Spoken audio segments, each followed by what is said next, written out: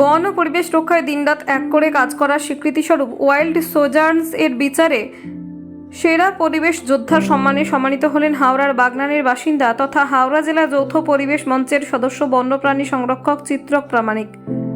সদ্য শেষ হওয়া কলকাতা সেন্টার ফর ক্রিয়েটিভিটি অডিটোরিয়ামে অনুষ্ঠিত আন্তর্জাতিক স্তরের প্রকৃতি ও বন্যপ্রাণ ফটোগ্রাফি প্রতিযোগিতায় অনুষ্ঠান wild sojourns nature awards and festival 2024-এ ওয়াইল্ড সোজার্নস এর বিচারে সেরা পরিবেশ যোদ্ধার সম্মান পেলেন চিত্রক প্রামাণিক, যারা তৃণমূল স্তরে পরিবেশ ও বন্যপ্রাণ সংরক্ষণের কাজে কোনো না কোনো অনুদান ছাড়া, কোনো সরকারি সাহায্য ছাড়াই করছে।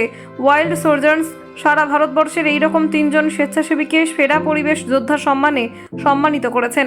এই 3 জনের মধ্যে গ্রামীণ হাওড়া জেলার উলুবেড়িয়া লোকসভা কেন্দ্র তথা বাগনান বিধানসভার বাগনানের বাসিন্দা চিত্রক প্রামাণিকের অন্যতম।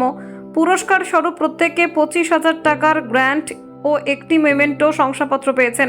পুরস্কার তুলে দেন ওয়াইল্ড সোজার্নস সংস্থার কর্ণধার ডক্টর মেঘ রায়চৌধুরী, ডাক্তার প্রসন্ন এভি এবং বিখ্যাত পরিবেশ ও বন্যপ্রাণ সংরক্ষণকারী ওয়াইল্ড লাইফ কনজারভেশন ট্রাস্টের প্রতিষ্ঠাতা ডক্টর আনিশ আন্ধেরিয়া। এই অনুষ্ঠানে উপস্থিত ছিলেন আন্তর্জাতিক wild life photographer Thomas Vijayan এবং শিবাং মেহতা।